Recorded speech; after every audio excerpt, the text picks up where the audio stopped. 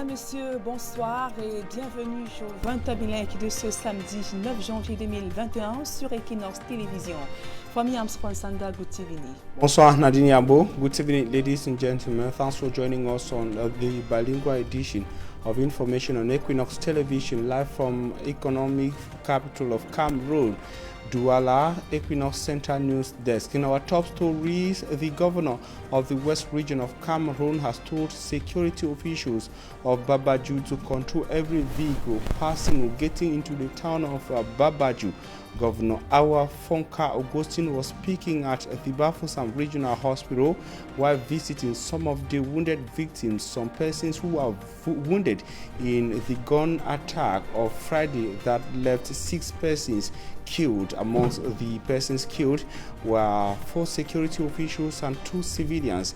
And in the Manu division of the Southwest region of Cameroon, some persons who fled the armed conflict in the 2 English-speaking regions of the country to the neighboring Federal Republic of Nigeria have come back and have sad stories to tell, difficulties and recounting moments and challenges they went through in Nigeria. À la une de ce journal, des dizaines de familles désormais sans abri. Elles ont été expulsées de leur domicile ce samedi au quartier Newton à Aéroport. Plusieurs maisons ont été détruites ce jour. Il s'agit pour les pouvoirs publics d'assainir le domaine portuaire. Voilà pour le sommaire.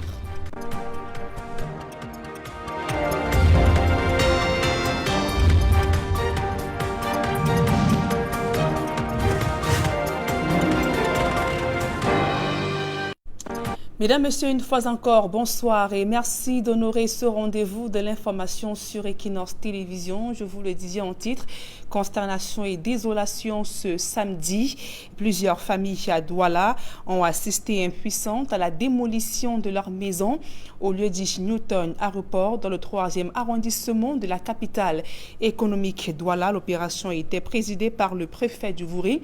Il s'agit donc pour les pouvoirs publics d'assainir le domaine aéroportuaire. Cette famille apprête donc à passer la première nuit à la Belle Étoile. Le reportage de Claude Eukwa et de Kediara. Grosse désolation au lieu dit Newton Aéroport ce samedi matin.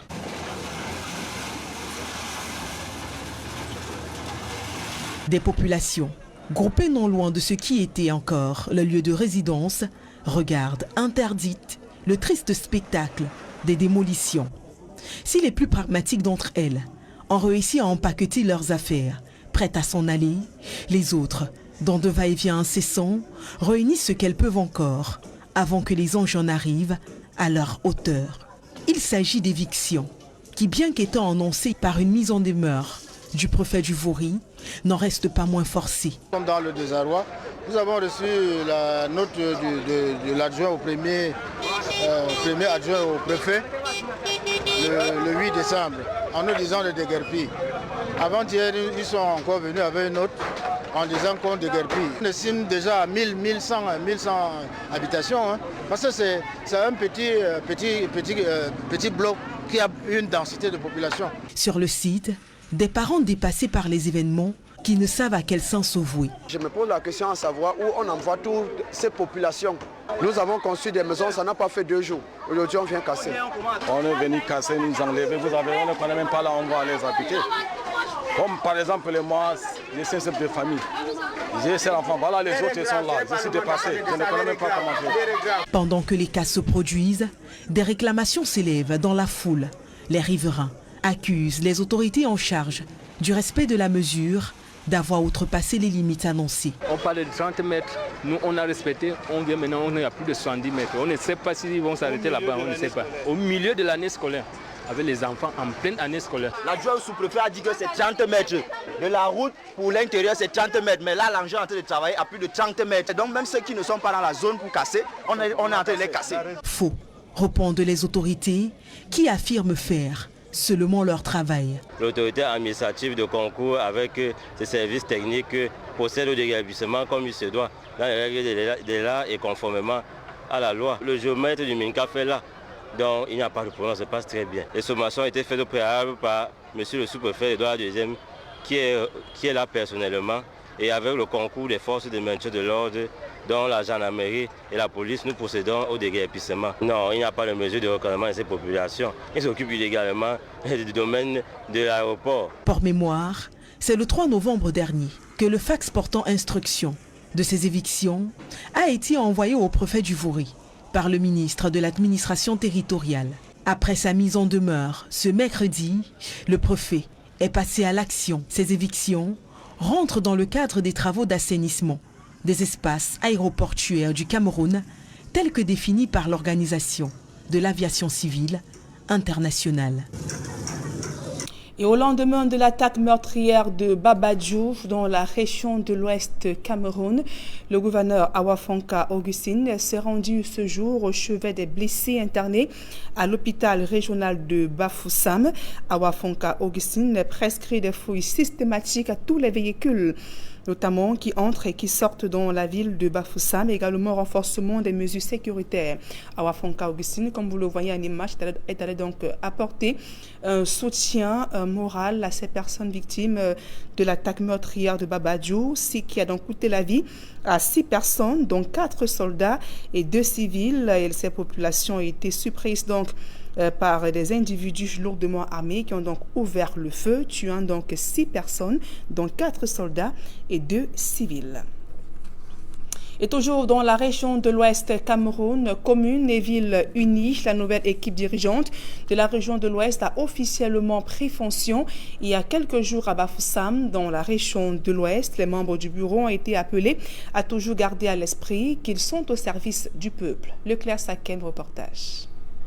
2 grands défis majeurs attendent le nouveau bureau régional des communes et villes unies du Cameroun. L'organisation du Salon des communes de l'Ouest, la constitution du siège CVUC. De manière globale, il y a 2 points importants, à savoir la construction de l'immeuble siège et puis l'organisation de SACO. Nous devons travailler en synergie.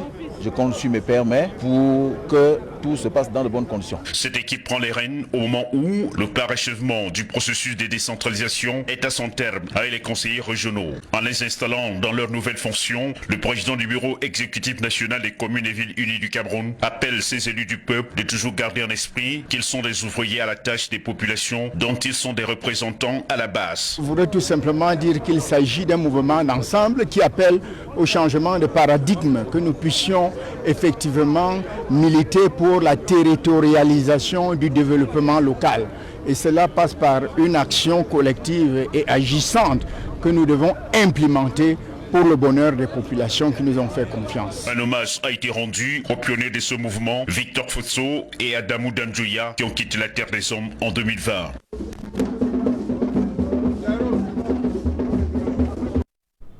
On parle religion à présent. Le monseigneur François Achille Eyabi est le nouvel évêque du diocèse des Eka dans le département d'Union Ekele, région du centre. Il remplace à ce poste monseigneur Dieudonné Bonis, de regretté mémoire. Il a officiellement été installé dans ses fonctions à la place des fêtes en présence de nombreuses personnalités. Joël Niem et Xavier Foucault. C'est une place des fêtes des Eka pleine à craquer, qui a accueilli la cérémonie d'installation du nouvel évêque de ce diocèse, resté 2 ans sans berger. En toute humilité, monseigneur François Achille Eyabi dit avoir été choisi par Dieu sans aucun mérite particulier pour présider aux destinées de ce diocèse. Pour faire de moi un prolongement vivant du mystère de son Fils au bénéfice de l'Église. Et nous consacre à veiller avec amour sur tout le peuple de Dieu qui nous est aujourd'hui confié. En dehors des membres du clergé, étaient présents à cette cérémonie de nombreuses personnalités. En bonne place, le ministre de l'administration territoriale, Paul Atangaji, représentant le chef de l'État. Il avait à ses côtés Naziri Paul Beya, le gouverneur de la région du centre.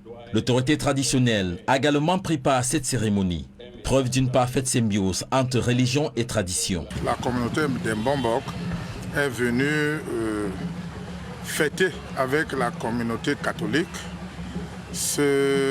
l'arrivée de ce nouvel évêque.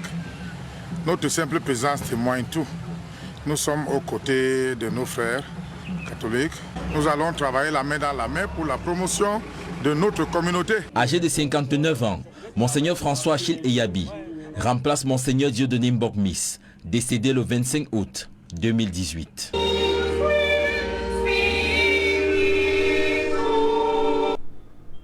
Et avant de refermer cette première partie du journal, faisons une immersion dans le fief de trafic de drogue dans la capitale économique Douala. Les éléments de la gendarmerie nationale ont mené une incursion dans la nuit du 31 décembre au 1er janvier 2021 dans plusieurs sites, notamment appelés le ghetto, et plusieurs personnes ont été interpellées durant cette opération.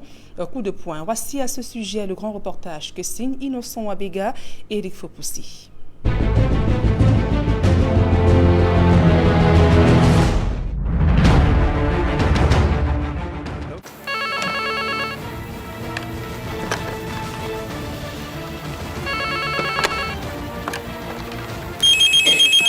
Notre mission est de sécuriser la ville de Douala de façon générale. Nous avons reçu un ordre d'opération qui était très clair par rapport à la sécurisation des fêtes de fin d'année et que nous exécutons à la lettre.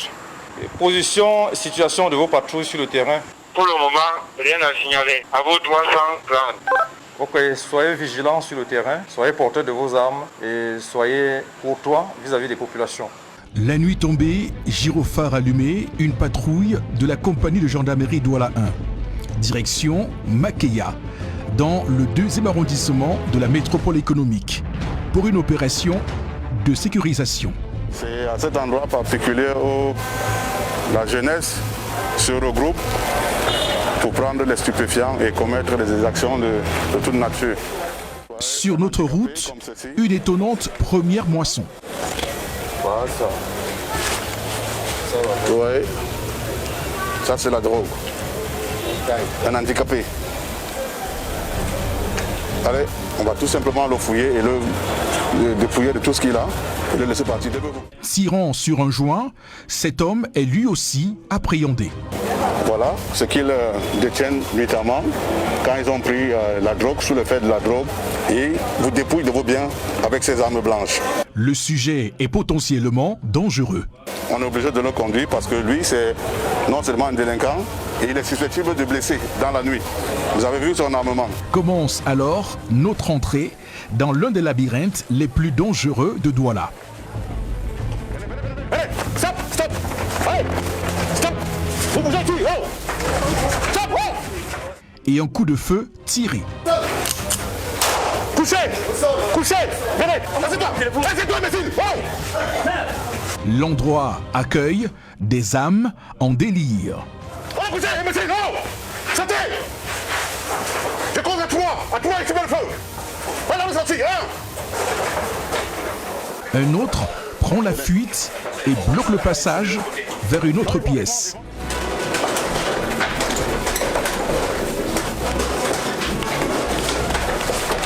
L'homme veut s'échapper par le toit.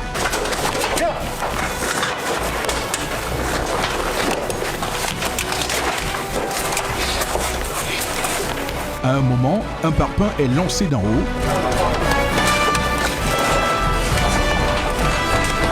Le brigand réussit à s'enfuir, mais sera rattrapé par une équipe postée à l'extérieur. Puis, on découvre une jeune femme visiblement enceinte. Sortez vite. Allez, dors. Non, allez-y, crois. Allez vite. Au bout de l'opération coup de poing, embarquement des personnes interpellées vers la brigade de terre de Newbell pour exploitation et au besoin poursuite judiciaire.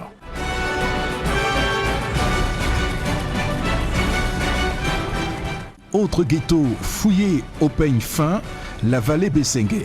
Tour du propriétaire et contrôle de routine alors que des usagers sortent pour la fête. Cas d'enterrement. Allez, on fait silence, no contact. Il est suspecté de vol de téléphone. Pour montrer patte blanche, il conduit les hommes en tenue à son domicile. L'affaire se termine sur une bonne note après qu'il ait montré les factures de téléphone. Direction le très réputé Ndokoti, où nous sommes transférés à la charge d'une autre équipe. Le capitaine Modeste Dassi, commandant de la compagnie Douala 2, et ses hommes s'apprêtent à faire une descente dans une zone de consommation de stupéfiants. On va passer par la deuxième La planification se fait sous les feux d'artifice du Nouvel An. Sans doute prévenus à l'avance, les brigands, fumeurs de drogue, ont déjà déserté les lieux à notre arrivée. Pour mener une bonne opération ici, il faut être en civil. Pendant la mission Indokoti, le commandant, la Légion de gendarmerie du littoral, en visite inopinée, rejoint l'équipe. Un peu plus tôt en après-midi, le colonel Pierre-Aimé Bikele nous parlait du dispositif mis en place globalement. Nous avons, à partir donc de la directive conjointe du CED et du DGSN, nous avons au niveau régional, le délégué régional de la Sûreté nationale et moi-même, le commandant de Légion, nous avons également élaboré un ordre conjoint qui a été communiqué à l'ensemble de nos personnels dans toute la région. Au centre des opérations de gendarmerie, où sont reçus tous les appels téléphoniques de détresse. Déportez-vous à la cité des Palmiers, au lieu dit, entrée stade Caïman, où nous avons reçu un appel de détresse. Et c'est grâce à un appel au COG que cet homme, fauteur de troubles, a été interpellé presque au petit matin.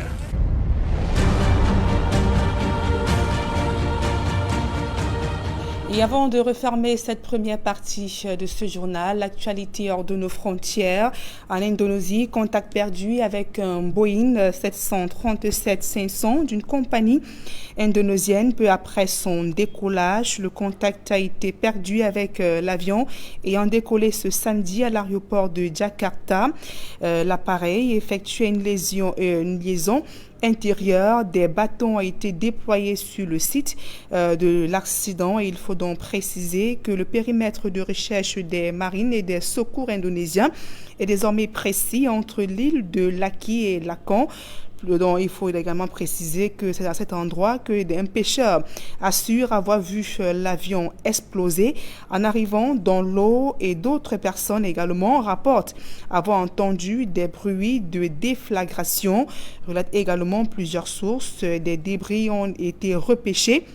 Mais il n'y a pas encore une preuve formelle que ces câbles, des restes humains, proviennent donc de l'avion recherché. Il faut préciser que près de 62 personnes étaient donc à bord, y compris les membres de l'équipage. À présent, la deuxième partie de ce journal avec vous, Fomi Armstrong Sanda. Thanks, Nadine Yambo. Ladies and gentlemen, thanks for joining us in the second segment of information.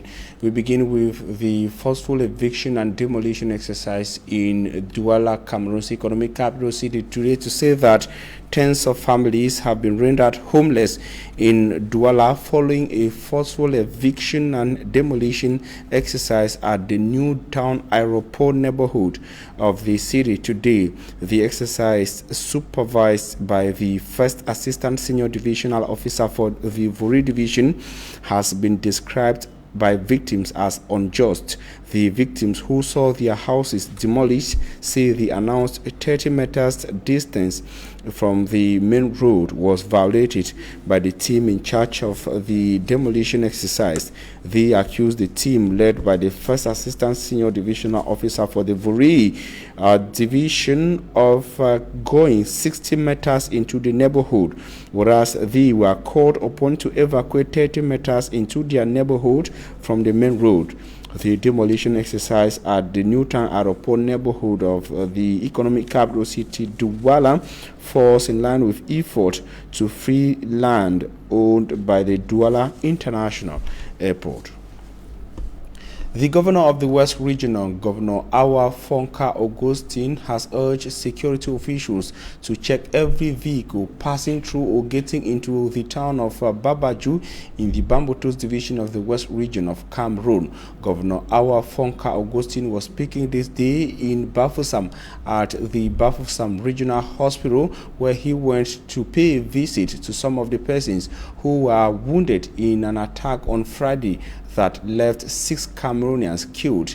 They were attacked and killed by yet to be identified gunmen, as Smart Njikan Gabriel tells us in the following report. After the attack that killed 6 persons, amongst them 3 gendarmes, 1 police officer and 2 civilians, the driver of a tanker and his car 8 at the Bachua control post in Babaju, West Region of Cameroon. On Friday, West Regional Governor visited some of the injured victims at the Bafoussam Regional Hospital. Governor Awafonka Augustine, while in one of the wards taking care of a security officer injured, took time to listen to what happened from the horse's mouth.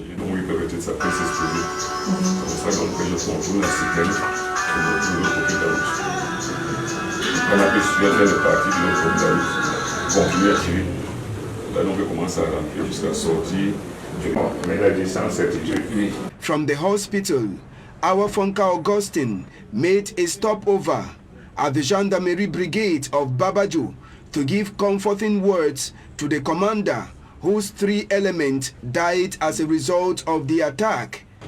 He also went to the Babaju police post, where 1 police officer was also killed as a result of the attack. At the Gendarmerie Brigade and at the police station in Babaju, West Regional Governor called for more vigilance from the officers on duty.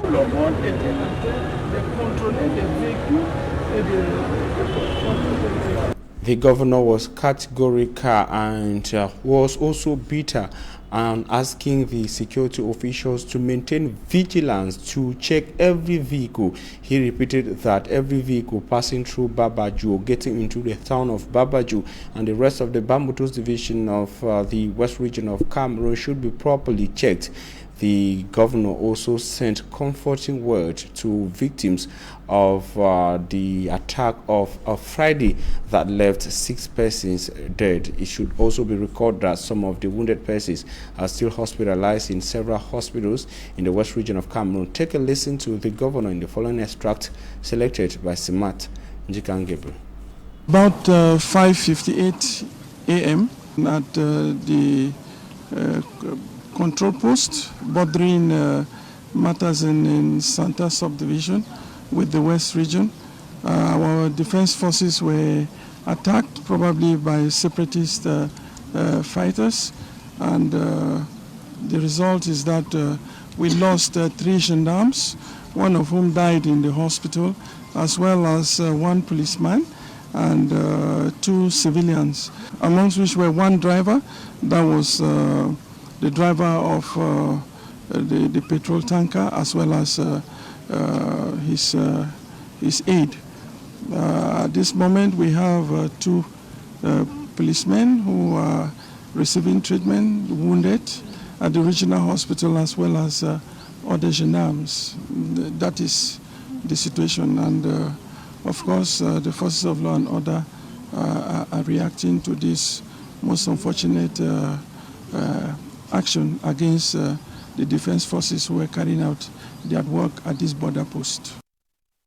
And the war in the Anglophone regions of Cameroon has continued to push many persons, giving them forceful status like internally displaced persons and others being turned into refugees, at least those who fled into neighboring Federal Republic of Nigeria. Some of them have returned to Manu, a division in the southwest region of Cameroon. Speaking in Manu, they told the governor of the southwest region, Governor Bernard Okalia Bilai, to tell his government to facilitate the return of some of the persons still trapped in Nigeria. The Cameroonians say they went through hurdles, challenges and harassment while in the Federal Republic of Nigeria.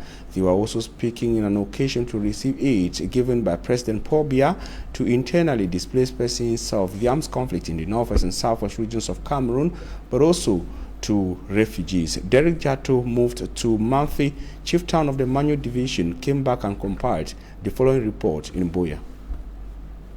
They ran out of their land and out of their country to neighboring Nigeria because of the war at home.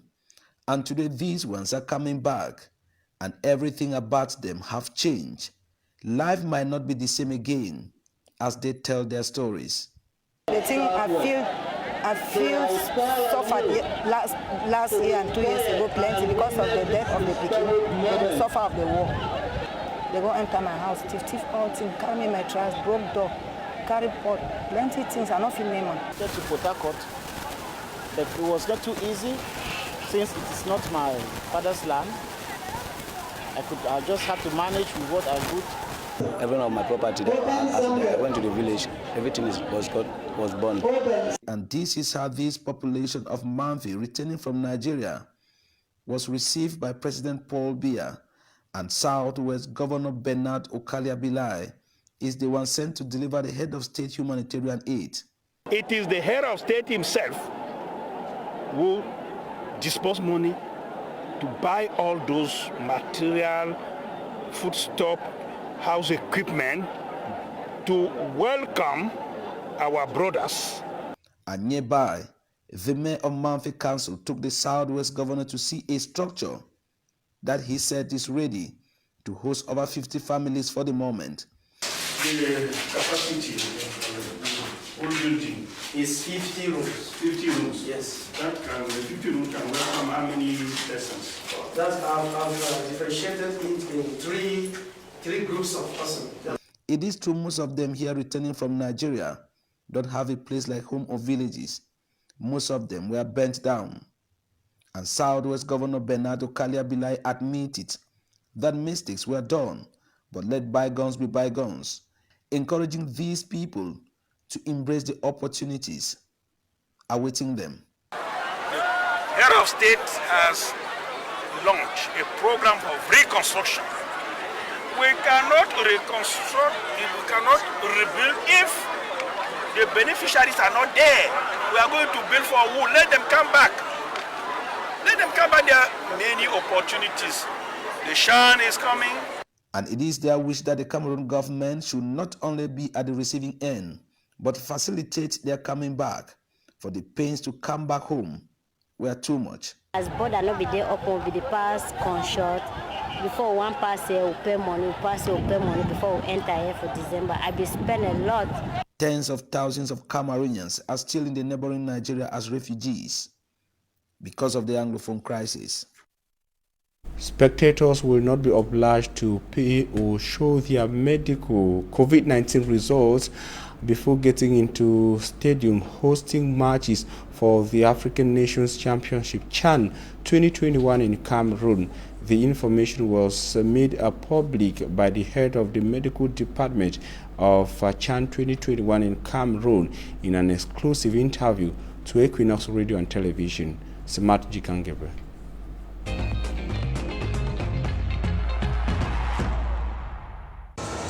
The African Nations Championship that will be played in Cameroon will be with supporters in stadia.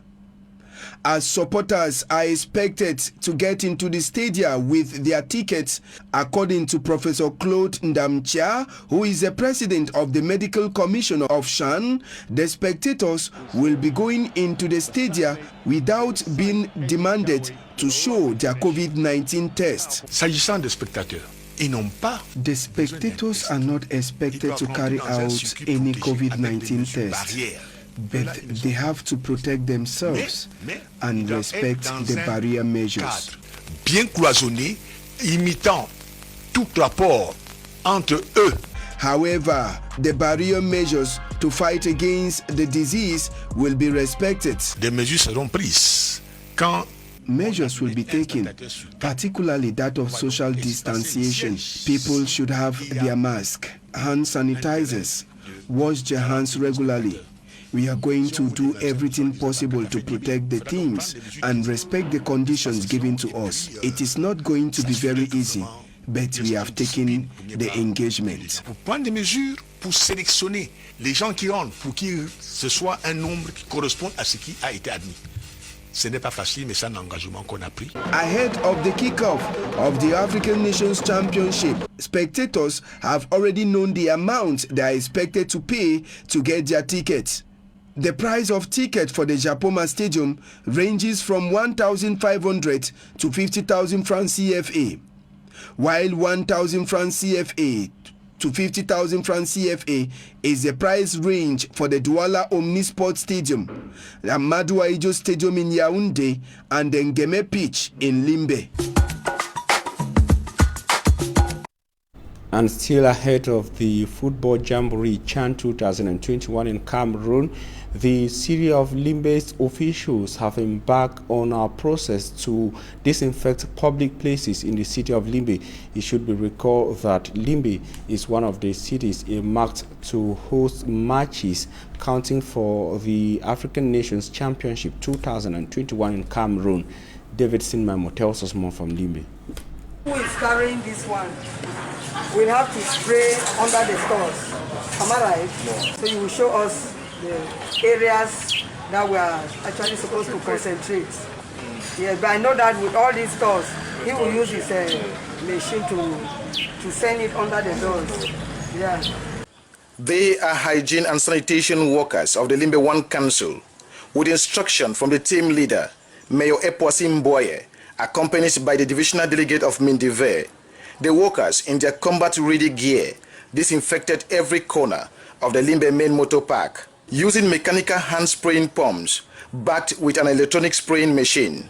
The effectiveness of the exercise is visible, especially at the market, given that tables serve as obstacle to the team. Small raw food selling points within the quarters, better known as Big Mom Market, are not left out. We come out like this is because we want the safety of the population. So they too should cooperate with us by following the 19 measures that the government gave. A part of the disinfecting exercise, face masks were equally distributed to the population, an indication that its usage at this point in time is paramount. Some people don't want to believe that the COVID is still around us. The only thing we can do is to continue to sensitize the population. The priority of the exercise is to get Limbe 1 municipality ready for the upcoming African Championship tournament, which the city of Limbe may be privileged to host a group. So we are disinfecting all these areas so that when these guests come, they will be so comfortable with everywhere they go, every place will be fine. The entire project, according to the mayor, cost the Limbe 1 Council quite a fortune. It has taken us much money, roughly 11-point-something million. But we are only looking at the security of the people and not the money that we have spent. To the divisional delegate of Mindive, Agbo Teddy, the funding has been made available thanks to a national solidarity fund against COVID-19. So Mindive thought it wise to send these funds to the mayors to better carry out this exercise. The exercise shall continue in the days ahead, with more public gathering areas to be disinfected. Thanks, ladies and gentlemen, for your keen attention. That was all we had time for. Nadine Yambo, have a nice evening. Merci, Fomi Armstrong Sanda. Fin de ce journal. Mesdames et messieurs, merci pour votre aimable attention et passez d'agréables moments en compagnie de nos programmes.